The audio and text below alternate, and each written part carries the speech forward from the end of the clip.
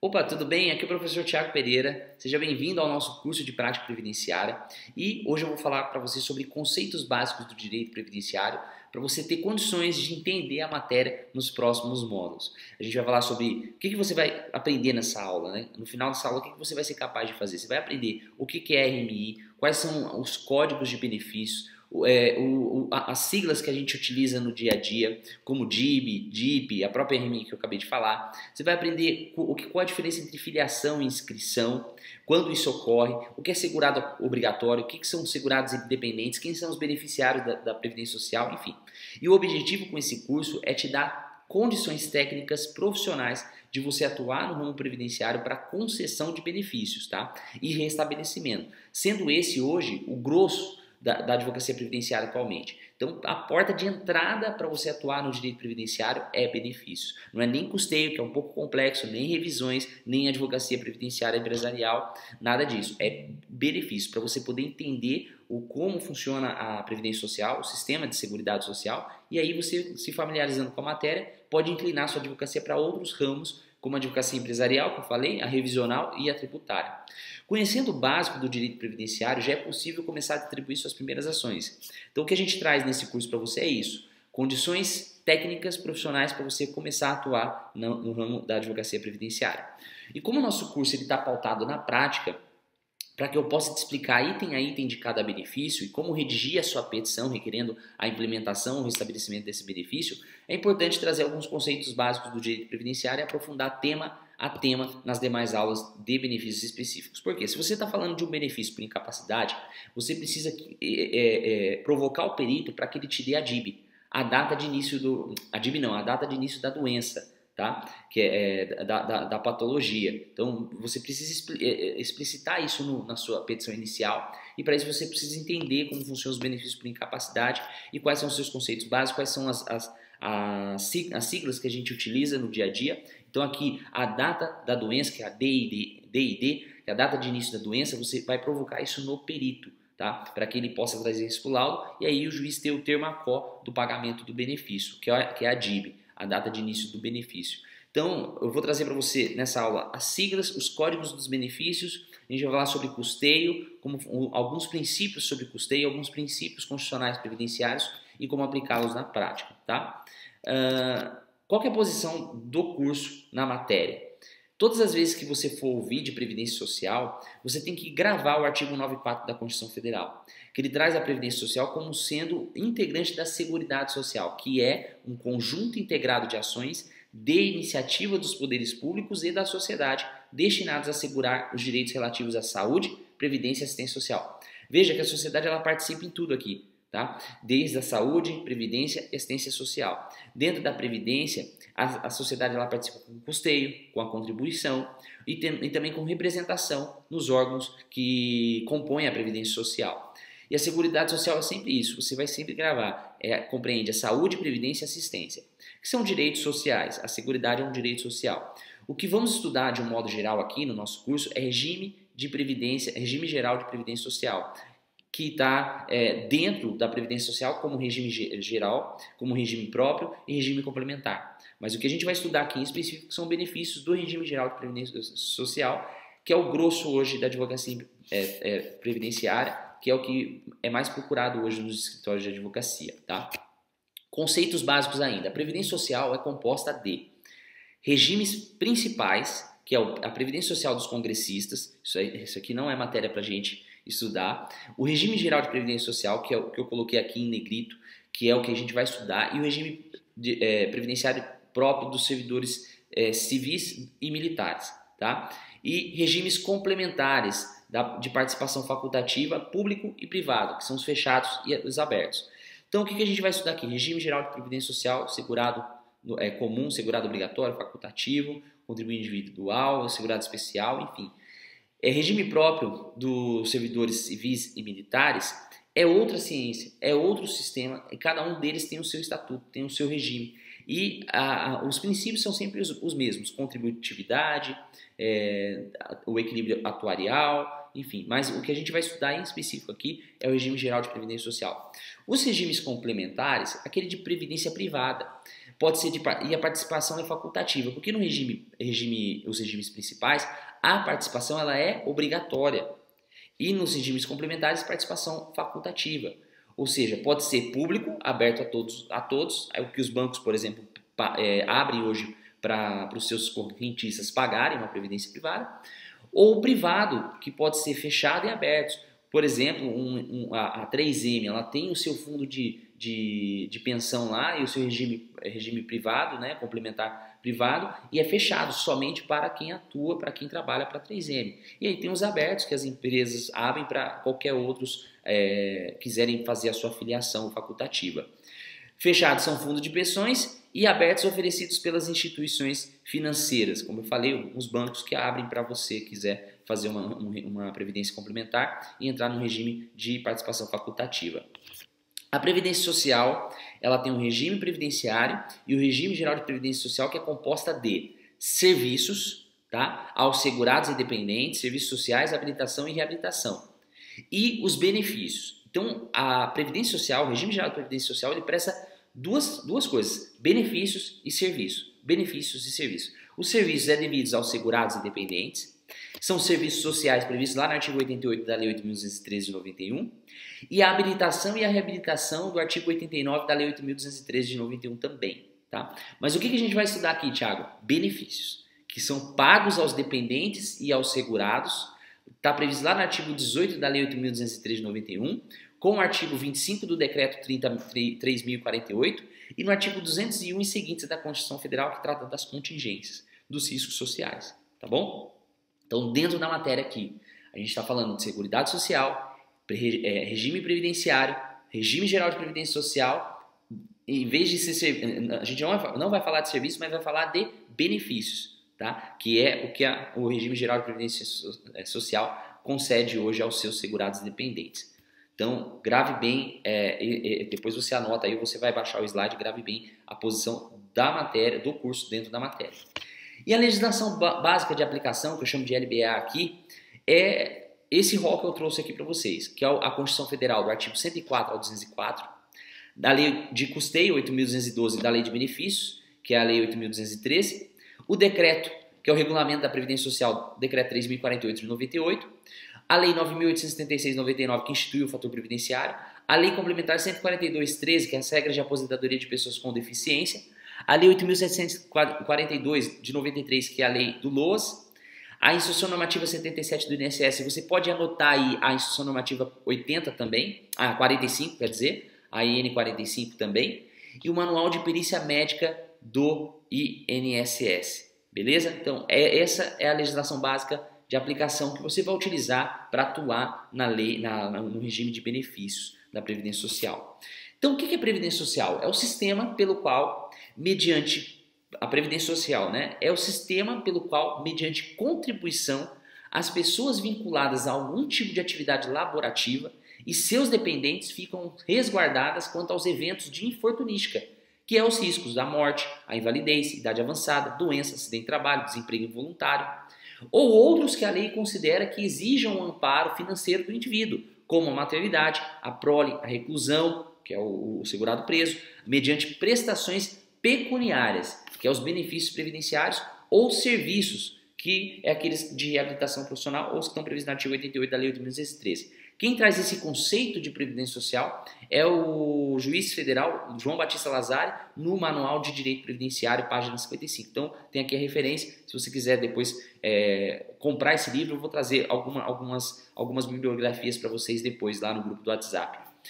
O Estado, ele concede benefícios mediante a contribuição daquele a que se destina os benefícios ou seus dependentes. Então, para você fazer jus aos benefícios previdenciários, salvo aqui a assistência social, que não é benefício, tá? Mas é utilizada a estrutura do INSS para conceder esse benefício, você deve contribuir para a Previdência Social para meio que ficar segurado e ter direito aos benefícios. Então, todo benefício ele possui uma contingência, que pode ser a idade, a morte, a doença, acidente, desemprego, maternidade, filhos e reclusão. Tá? Todos os benefícios têm uma contingência. Houve a contingência, o segurado está naquela contingência, ele faz jus ao benefício desde que ele contribua para a Previdência esteja lá nas condições de qualidade segurada, enfim, a depender do benefício também. Princípios previdenciários constitucionais. Isso é importantíssimo vocês saberem. São princípios que a gente aplica no dia a dia para você entender como funciona a sistemática da Seguridade Social e regime geral de previdência. O primeiro princípio é a universalidade da cobertura e do atendimento. Então, acoberta todos os eventos, todas as contingências previstas hoje em lei. Pode haver, com a evolução social, alguma outra contingência, aí a lei vai ter que ser alterada. E atendimento a todos que necessitam, seja no que tange a previdência, assistência ou saúde. Então, os princípios previdenciários aqui da Seguridade, ele vai atender a universalidade de cobertura e do atendimento a todos que necessitem de previdência, de assistência ou saúde. Uniformidade e equivalência dos benefícios e serviços à população rural e urbana. Então aqui trouxe igualdade de benefícios tanto para o rural quanto para o urbano e cobertura de eventos de forma igualitária. Então o segurado haverá benefícios como auxílio-doença, aposentadoria para o segurado especial e também para o segurado urbano. Tá? Então não era justo o risco social ocorrer só com o trabalhador urbano, sendo que o trabalhador rural também fica doente, o trabalhador rural também tem idade avançada, o trabalhador rural também morre, seus dependentes ficam desguarnecidos aí da renda do segurado, enfim. Outro princípio, seletividade e distributividade. Os benefícios vão ser concedidos a quem realmente precisa e preenche os requisitos determinados pela Previdência. E a distribuição é feita pelo sistema de participação. Contribuiu, recebe. Contribuiu, recebe. É basicamente isso, a grosso modo falando. Outro princípio, irredutibilidade do valor dos benefícios. Não pode ter uma redução do benefício nem descontos no benefício do segurado, salvo em situações legais previstas em lei, como empréstimos consignados, por exemplo, em até 35% da lei de benefício, do benefício que está previsto lá na Lei 10.820 de 2003. Salvo engano, teve alteração agora para aumentar até 35%, né, que antes era só 30%. Então, não pode ter redução do benefício nem desconto, salvo quando há empréstimos consignados ou outros descontos previstos em lei. Por exemplo, até 35% do benefício pode ser destinado para pagamento de empréstimos privados, empréstimos consignados. Outro princípio de equidade na forma de participação e custeio. Então, participação equitativa de todos os trabalhadores vão contribuir de forma igual. Empregadores e poder público também no custeio da Seguridade Social, também participam no custeio. E diversidade da base de financiamento. São várias fontes pagadoras, está lá no artigo 10 e 11 da Lei 8.212 de 91. Como nosso objetivo aqui não é entrar em custeio em específico, dá uma lida lá no artigo 10 e 11 da Lei 8.212 para você ver as várias fontes de custeio, quem é que paga. Tá? Caráter democrático e descentralizado da administração mediante gestão quadripartite, ou seja, participação, organização e gestão por parte dos trabalhadores, eles têm os seus representantes, os empregadores, os aposentados também têm os seus representantes e do governo nos órgãos colegiados. Tá? Agora vamos falar sobre regime previdenciário.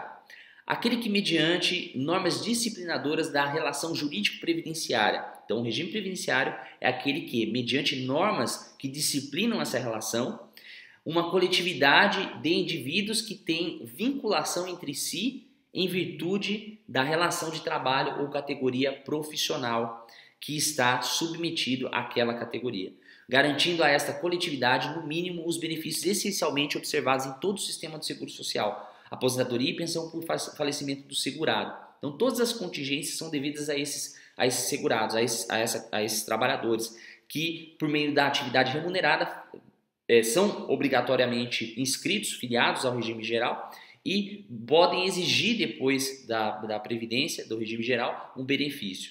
Então, o conceito de benefício previdenciário são benefícios concedidos pela Previdência Social àqueles segurados previstos na lei. Então, tem previsão legal daquele tipo de segurado especial, contribuinte individual, segurado obrigatório, aí vai ser dado esse benefício para esse segurado.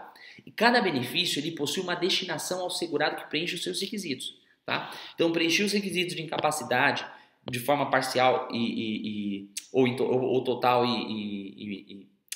por prazo, né? A gente está falando de auxílio-doença aqui, por tempo determinado, esse segurado faz jus ao auxílio-doença. Ou preencheu os requisitos da idade avançada e de tempo de carência, aposentadoria por idade. Ou preencheu o requisito da contribuição e da carência, aposentadoria por tempo de contribuição. A prestação pecuniária paga aos segurados ou dependentes quando houver alguma das contingências legais, morte, doença, acidente, etc. Então, o conceito de benefício previdenciário é esse. É o benefício representado por uma prestação pecuniária paga ao segurado que contribui à previdência e preenche os requisitos para fazer jus àquele benefício. Tá ok? Beleza? O que são riscos sociais? Aqui a gente está falando sobre conceitos básicos que vocês vão utilizar no dia a dia da advocacia previdenciária. Riscos sociais é a doença, é a invalidez, é a morte, idade avançada, proteção ao trabalhador em situação de desemprego involuntário. Aqui a gente está falando de seguro-desemprego, mas ele não é um benefício previdenciário, tá? O seguro-desemprego. Pensão por morte do segurado homem ou mulher, ou cônjuge ou companheiro e dependentes, salário família, auxílio reclusão para os dependentes dos segurados de baixa renda e proteção à maternidade, especialmente à gestante. Esses são os riscos sociais previstos hoje na lei que asseguram o segurado quando ele estiver em uma dessas situações e precisar da previdência. Presume-se que ele não pode prover para si mesmo ou seus dependentes prover para si mesmo o seu sustento e cabe ao Estado, por meio desses riscos sociais, analisar se há mesmo a situação que o segurado está e providenciar o benefício previdenciário para ele, tá bom? Princípios de custeio, importante vocês saberem os princípios de custeio para entender como funciona a contributividade dentro do sistema. Orçamento diferenciado. A Seguridade Social terá um orçamento próprio, desvinculado daquele previsto para a União. Para quê? Evitar que houvesse uma transferência de recursos da Seguridade, que arrecada muito, para despesas públicas que não estão correlatas à atividade da Seguridade Social, ao regime geral de previdência social, e também a assistência e a saúde. Tá? Ou seja, aqui o orçamento ele é diferenciado, ele é separado do orçamento previsto para a União. Então, esse orçamento ele vai ser destinado para as despesas públicas que são pertencentes à área de atuação da Seguridade Social. Outro princípio, precedência da fonte de custeio, ou seja, não pode ter um benefício ou serviço majorar ou estender essa contribuição às categorias de segurados sem que haja correspondente fonte de custeio. Tá? Então não pode se criar um benefício ou serviço majorar ou estender a categorias de segurados, de outros segurados, sem que haja correspondente fonte de custeio. Está lá previsto no parágrafo 5º do artigo 195 da Constituição Federal. Então, para poder criar o benefício ou serviço, tem que ter uma fonte de custeio já pré-definida. Tá? Não pode se criar para depois criar uma fonte de custeio. Princípio da compulsoriedade da contribuição. Ninguém pode se excusar de recolher a contribuição social, caso a lei estabeleça como fato gerador alguma situação em que incorra aquele segurado. Então, trabalhou atividade remunerada, com ou sem vínculo, vai ter que recolher a contribuição previdenciária, vai ter que contribuir para o sistema. Nenhuma pessoa que exerce trabalho remunerado pode ficar isenta de contribuir com parcela de seus ganhos, seja esse trabalhador vinculado à iniciativa privada ou ao serviço público. Tá? Esse mesmo princípio se aplica ao regime próprio de previdência social. Porque não pode o servidor deixar de pagar, de contribuir para o seu regime, porque é uma participação compulsória, obrigatória. Tá? Outro princípio, anterioridade tributária em matéria de contribuições sociais. Aqui a gente vamos entrar um pouquinho já em CTN, né? Código Tributário Nacional.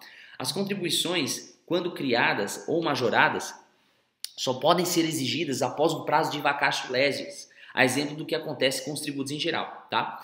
Porém, dentro do sistema previdenciário, esse prazo ele é diferenciado.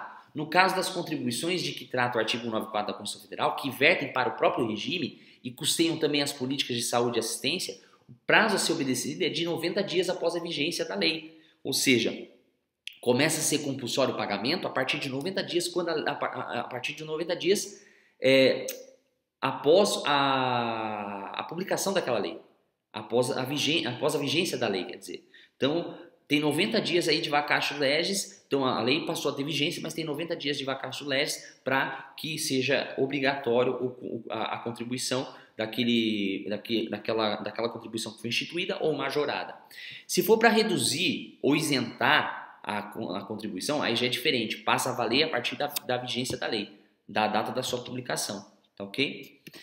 Benefícios do regime geral de previdência social, beneficiário do regime geral de previdência social. Isso aqui é importante você saber. O que é segurado e os seus dependentes? Eles são os destinatários da previdência, dos benefícios da previdência. Então, os beneficiários são os segurados e os dependentes. Quem que é o segurado hoje? É a pessoa física. A gente não está falando ainda dos específicos, tá? A gente está falando do modo geral. Não pode ser segurado pessoa jurídica, tá? Até porque não tem personalidade física, né? De pessoa física.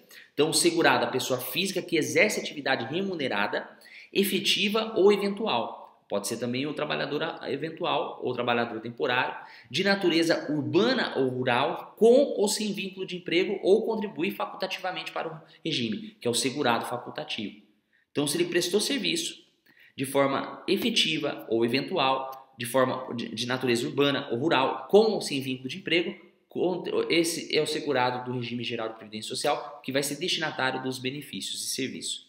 E os dependentes, a pessoa que tem relação de parentesco com o segurado, podendo fazer jus à pensão por morte, auxílio reclusão, serviço social e reabilitação profissional. Inclusive a doutora Vanusa fala sobre isso nas aulas específicas desses benefícios. Quais são os parentescos que fazem jus a esses benefícios e são considerados dependentes do segurado no regime geral de previdência social, tá ok? Segurados, agora a gente vai entrar dentro dos segurados de forma específica. Segurados obrigatórios são aqueles que ingressam no regime geral de previdência sem precisar expressar a sua vontade. Eles são os segurados que, pelo simples fato de exercer uma atividade remunerada, já obrigatoriamente são vinculados ao regime geral. Eles têm que contribuir compulsoriamente para a Seguridade Social, com direito aos benefícios pecuniários previstos para a sua categoria, pode ser aposentadoria, pensão, auxílio, salário família e salário maternidade, e aos serviços, reabilitação profissional e serviço social, a cargo da Previdência Social. Então, esses segurados, eles não têm escolha de ingressar no regime. Eles ingressam automaticamente a partir do momento que eles prestam serviços de forma remunerada. Como a gente viu lá, a pessoa física que trabalha de forma efetiva, eventual ou urbana, de natureza urbana ou rural, com ou sem vínculo de emprego. Os facultativos são as pessoas que, não estando em nenhuma das situações em que a lei considera segurados obrigatórios, que a gente vai falar depois, contribuem para o sistema de forma facultativa desde que sejam maiores de 16 anos e não estejam vinculados a nenhum outro regime previdenciário. Tá? Então não pode o servidor público, por exemplo, ele ser inscrito no regime geral de previdência social de forma facultativa. Ele tem um regime próprio. Então ele não pode entrar no regime geral de previdência social como facultativo. Ele pode entrar como obrigatório, né? Ou como individual, contribuinte individual, se ele exercer uma outra atividade vinculada ao regime geral de previdência social, mesmo estando vinculado ao regime próprio. Tá? Que é o caso do segurado que é servidor público, mas dá aula à noite em faculdade privada, né? E aí ele recebe lá como contribuinte, como segurado obrigatório, tá bom?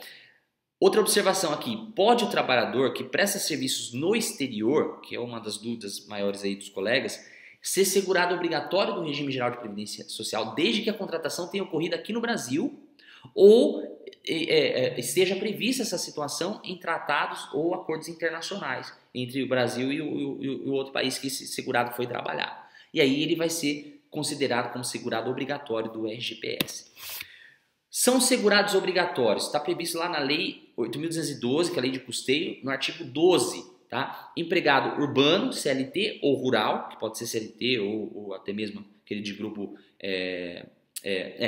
também CLT, né, ou rural. Empregado doméstico, tá? Também é obrigatório, segurado obrigatório. Trabalhador avulso. Contribuinte individual, que a partir da Lei 9.876, o autônomo e o empresário também passou a ser considerado contribuinte individual, e o segurado especial, tá? Que é o segurado que presta serviço no âmbito rural. Então, esses são os segurados obrigatórios. A filiação e o segurado facultativo é aquele que a gente viu aqui atrás, ó, que são as pessoas que, não estando em nenhuma das situações que a gente viu, que trabalha remunerado, trabalha como empregado doméstico, como trabalhador avulso, contribuinte, não é nenhum desses segurado facultativo, tá bom?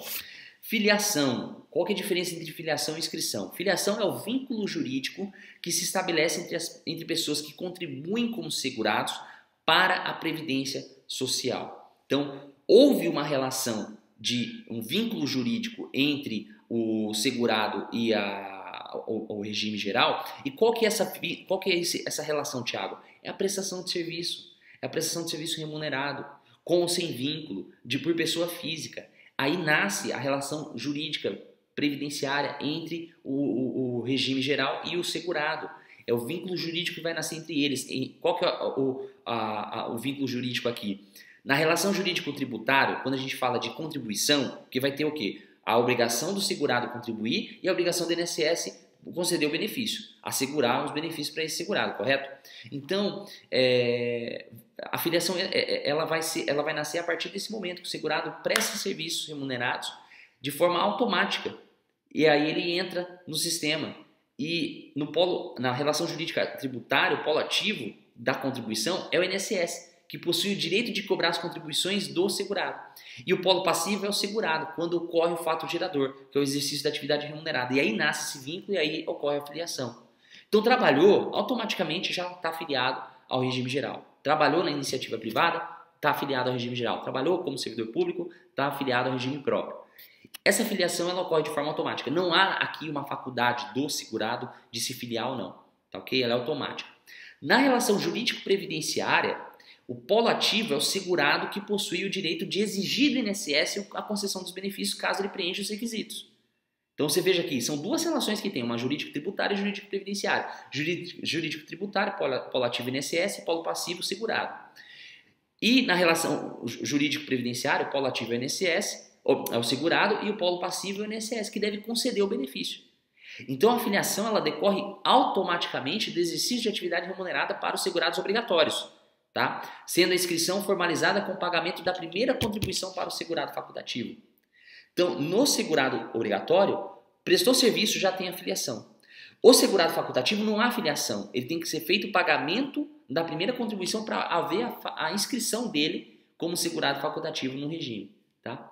E a inscrição? Considera-se inscrito o segurado quando houver atribuição do número de identificação do trabalhador perante a Previdência Social. Essa inscrição é feita pelo empregado, pelo segurado facultativo ou pelo empregador daquele segurado obrigatório. Tá? E é feito lá no site do INSS mesmo. A inscrição, e aqui algumas situações. A inscrição do contribuinte individual, doméstico ou facultativo, vai ser realizado no CNIS, no Cadastro Nacional de Informações Sociais. Esse é o termo CNIS, tá? Cadastro Nacional de Informações Sociais. Mediante a atribuição do NIT, o que pode ser feito pelo próprio site no próprio site do INSS. Por que muitas vezes há trabalhadores que têm mais de um NIT, mais de um PIS, né? Mais de um número? Porque às vezes ele fez do empregador, o outro não tem esse número, ele vai lá e escreve ele de novo. Isso causa uma confusão danada. Nas atividades com vínculo de emprego, a inscrição fica a cargo do empregador, por meio do quê? Do PIS e do PASEP. Fez a inscrição no PIS ou no PASEP, aqui a gente está falando do servidor público, é a obrigação do empregador fazer esse cadastro do segurado. E aí a inscrição dele é feita a inscrição no PIS ou no PASEP. Tá? Do segurado especial indígena será feito pela FUNAI. A FUNAI que vai fazer a inscrição desse segurado perante a Previdência Social. Ok? E agora siglas do Regime Geral de Previdência Social. Essas siglas você vai ver ela durante todo o nosso curso, tá? Fique tranquilo, se você quiser depois salvar, imprimir isso aqui, você vai ter acesso aqui embaixo o slide, e você salva e você vai poder se identificar melhor com relação às siglas. LB significa Lei de Benefícios, é a Lei 8.203 de 91. LC é a Lei de Custeio, está lá na Lei 8.202 de 91. RMI é a renda mensal inicial, que é o pagamento do primeiro, é o valor do benefício do segurado. Tá? Salário de benefício é aquele salário que vai ser considerado para fins de calcular RMI, que é o SB. SC é salário de contribuição, é o sobre o qual incide a contribuição previdenciária. Regime Geral de Previdência Social é o RGPS. Tá? CM é correção monetária. Então, quando você vê CM lá nos cálculos, é correção monetária. PBC é o período básico de cálculo e cada benefício tem o seu PBC diferenciado. DER é a data de entrada do requerimento, é quando o segurado agenda lá no INSS ou você faz o requerimento perante o meu INSS, é a data que foi dada entrada no requerimento administrativo do benefício. DAT é a data do afastamento da atividade do segurado. Aqui no nosso caso, o empregado que é acidentado, ele fica até o 15º dia afastado, sendo pago pela empresa. A data do afastamento da atividade é a data da primeiro dia que ele já deixou de trabalhar. Mas a data de início do pagamento do benefício, que é a DIP, né, é o 16º dia do segurado que vai precisar do auxílio-doença. DICB, que é a data do implemento das condições necessárias à concessão do benefício. Então é a data que o segurado ele teve ali todos os requisitos preenchidos para ser feita a concessão do benefício. Veja que a DICB ela é diferente da DIP, que é a data de início do benefício. Tá? Não significa que o seu cliente completou todos os requisitos para uma aposentadoria por idade, que ele vai já ter o início do benefício pago naquela data se ele não fez o requerimento. Agora, se ele fez o requerimento, né, vai ser feito pagamento a partir do requerimento. E aí o INSS começa a pagar a partir da data do requerimento. Tá? Mas MAS é média aritmética simples. Quando você for lá fazer algum curso de cálculo, você vai ver essa sigla também, que vai ser feito o PBC com base na média aritmética simples, né? Ou a RMI com base na média aritmética simples, por exemplo, da aposentadoria por tempo de contribuição, 80% dos maiores salários de contribuição, e aí vai ser utilizada essa média aritmética simples. DIP, data de início do pagamento. DIB, data de início do benefício. E DI, data de início da incapacidade.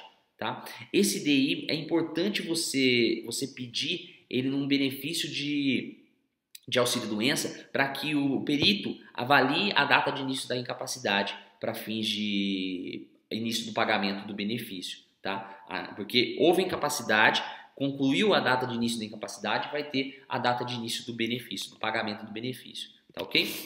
E códigos dos benefícios, que é muito comum você ver no dia a dia esses códigos e aí você precisa ter noção do que eles significam. O auxílio-acidente B36, nós temos dois tipos de auxílio-acidente. O auxílio-acidente de qualquer natureza, né, que é decorrente de um acidente de qualquer natureza, é o B36. Esse é o código que o INSS utiliza. Já o acidentário é o B94. O auxílio-doença também, o de qualquer natureza, uma doença que provém de o afastamento, né, que provém de um acidente de qualquer natureza, tá? É o benefício B31, auxílio-doença B31. O acidentário é o B91. A aposentadoria por invalidez de uma doença de qualquer natureza ou de um acidente de qualquer natureza é o B32. E o acidentário trabalhista é o B92. A aposentadoria por tempo de contribuição B42 e a aposentadoria especial B46 e a aposentadoria por idade B41. Esses são os códigos que a gente usa muito na militância da advocacia previdenciária, ok? Pessoal, então é isso. Esses são os conceitos básicos que você precisa saber. Eu acredito que você vai vir várias vezes nessa aula para poder lembrar de algumas coisas aqui. Caso você não entenda as próximas aulas, então venha nessa aula para você poder relembrar e ter a melhor compreensão possível sobre a prática previdenciária. Isso aqui eu chamo de perfumaria jurídica, tá? Que a gente não fala muito de prática, que são conceitos básicos, princípios que você vai utilizar no dia a dia. Agora você vai entrar nas questões mais práticas dentro dos benefícios específicos. Então a gente se vê nas próximas aulas. Um abraço, até mais.